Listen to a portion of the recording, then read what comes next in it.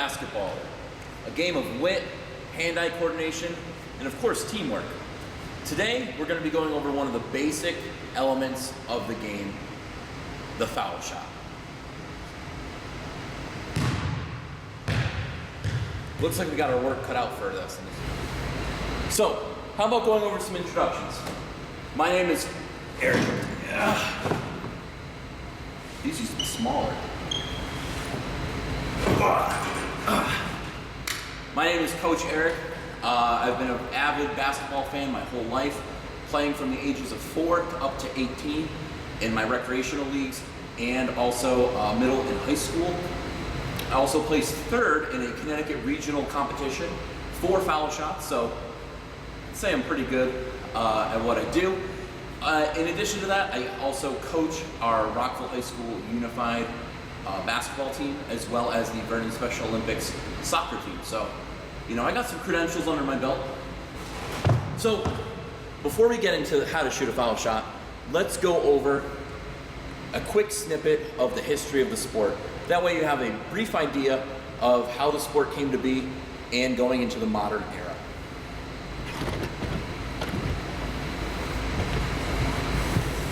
On the morning of December 21, 1891, James Naismith emerged from his office with an idea. He had spent 2 weeks searching for an indoor athletic activity to occupy his physical education class during the cold winter months. Naismith tried indoor adaptations of soccer, lacrosse, and football, but each only led to people getting injured. He was disappointed when he couldn't find an indoor sport. So, Naismith decided to invent it. The first official basketball game was played on January 20, 1892. The contest featured 2 teams of 9 players, and ended in a score of 1-0.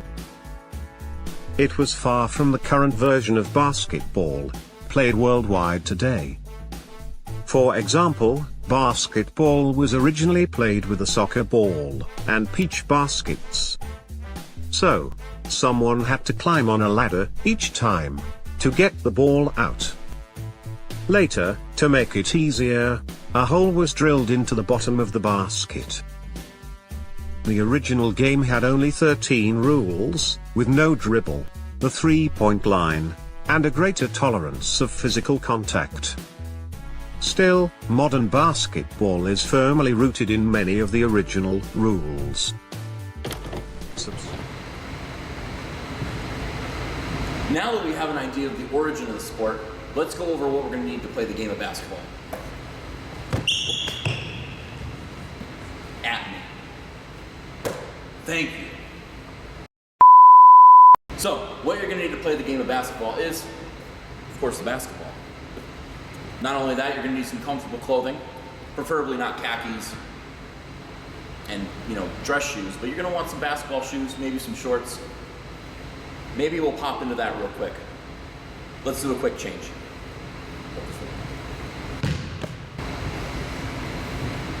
Now that we changed to some comfortable clothing, got our comfortable shoes on, we're also going to need a place to play. So I want to thank Rockville High School for letting us perform this micro lesson here today in their lovely gymnasium, as well as an athlete to help coach. Lastly, you're going to need a whistle, because if you want to be a good coach or a good teacher, you're going to want to boss people around. But before we start hitting the court, let's go over some quick terminology or vocabulary that we're going to need before we hit the court. First off, one-on-one. That is where one person is on defense, one person with the ball is on offense, and the person has to try and get the ball. One person versus one person. It's basic math. Second is a layup. A layup is a really basic shot that involves you using the rim, the backboard, otherwise known as the glass, and simply touching the ball and making it while moving. Thank you. Another term that we have is called the baseline, which is the out-of-bounds line that runs directly underneath the hoop. If you have possession of the ball and you step on the line, it's out of bounds. Lastly, for vocab, we're going to talk about the key. Now the key is anywhere in these blue lines. Anywhere in this blue area is worth 2 points. And just outside of it is also 2 points. But if we move farther back to the top of the key, that's worth 3 points. And typically in basketball, there's a white, blue, red line that forms a half circle or an oval. Anything outside of that oval is 3 points. Anything in front of that line is 2 points. But we're not here to talk about that. We're here to discuss the foul line. Now the foul line is important because this is our opportunity to make 1 or 2 free shots. But how do we get there? And why is it important? So, a foul shot is 15 feet from the tip of the line to the top of the backboard. And there's a few ways that we can get there. Going over our original vocabulary, we had one-on-one defense. If a defender hits the offender while they're driving or moving with the basketball, that has potential to go to the line. Or if they're in the process of shooting and their hand, arm, leg gets hit, they also are able to go to the foul line. So why are foul shots important? A lot of times, they really aren't. But there are clutch moments in NBA history, and in WNBA history, and in NCAA history, and Vernon recreational basketball history that determine foul shots to be the game-winning points. It could be the difference between clutching the victory or going home not a victor. So, let's go over the proper form of how to shoot a foul shot. Like I said, this can be the make it or break it moment for your team. So, let's go over the basics of a foul shot. If I may. Thank you. First thing you want to do is your rhythm. Learning your rhythm is going to be one of the most important parts of your foul shot. If you look at some of the greatest foul shot, or free throw percentage shooters in the league, Shaq, definitely not. Definitely not. They have a certain rhythm. Now, my rhythm is I flip the ball twice and I spin it on my hands. After that spin, we go to the next part, which is our stance. For the stance, what you want to do, you want to kind of keep your shoulders and toes pointed towards your target. So we do our routine, our rhythm, and then we match our feet with the line. Next is our hands, the position of our hands. I like to place it after my spin. I want to find the logo of the ball. So right here we have Spalding or we have NBA. So I'm going to choose Spalding. And I like to keep my grip very similar. So if you look here, I've got my right hand just above my left hand. Now it's going to be interesting. Why? Because as we shoot our foul shot, our left hand is a guider. Our right hand pushes up. If you're right hand dominant, typically you push up with your right hand. If you're left hand dominant, you push up with your left hand. Your other hand is going to be just a guide. So I'm right hand dominant. I do my rhythm. I match my hands. I match my stance. And I go like this. So as I shoot, I push forward, and the left hand is just a guide.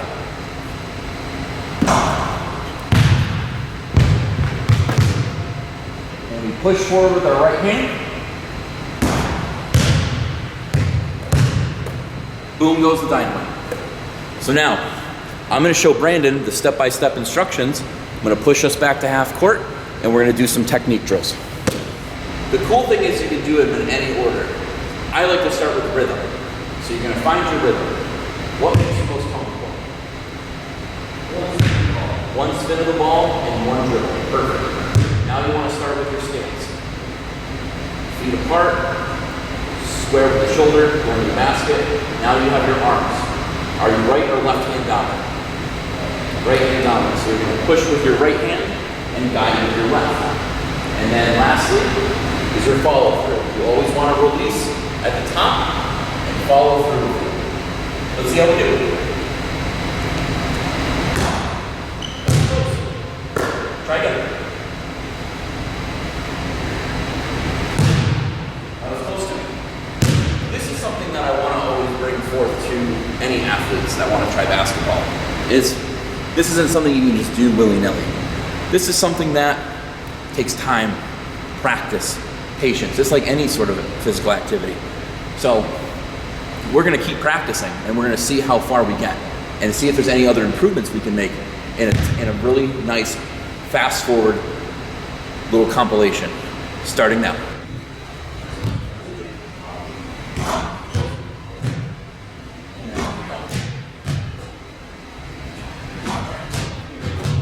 So one thing we also want to do is we also want to take our time. These are high-pressure situations in basketball games, but we have to be cool, calm, and collected when we shoot a foul shot.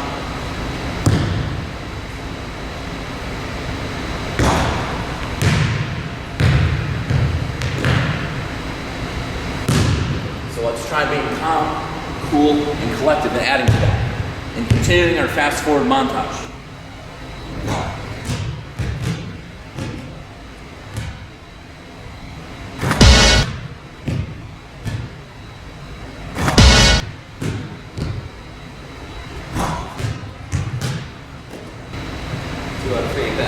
Two out of three ain't bad, coach. So, what have we learned?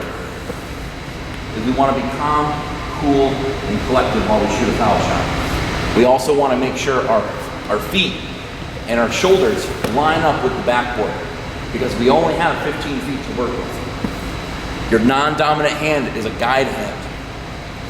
Your dominant hand is the push. And you also want to follow through. But the most important thing is you want to practice as much as you can.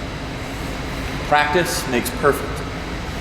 And when it's the last couple seconds of the game and you're down by 2, and you have the opportunity to tie it with a foul shot, that's what's most important.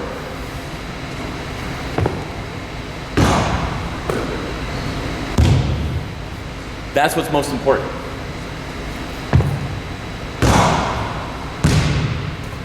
That's what's most important.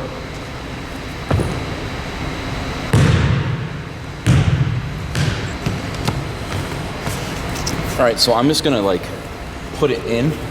So I'm just gonna cut it, me saying that, and then we're gonna put it in. That's what's most important.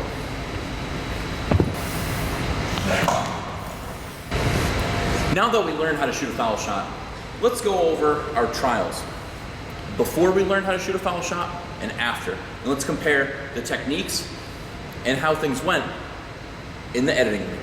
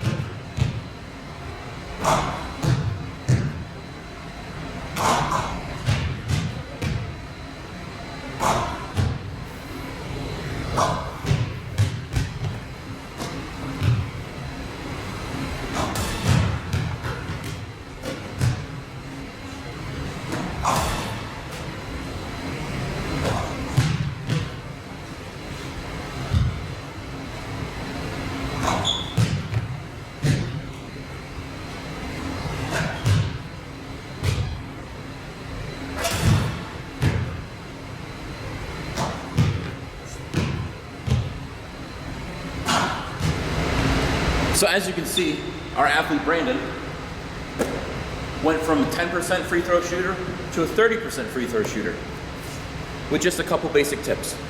Now, with additional practicing, conditioning, you know, maybe shooting maybe 50, 60 foul shots at a time, those percentages will most likely improve. So we're on an exponential growth with this. So I want to thank everybody for watching this little tutorial on how to shoot a foul shot. I want to thank Rockville High School and my friend Brandon for helping us out. I'll see you guys in the next lesson.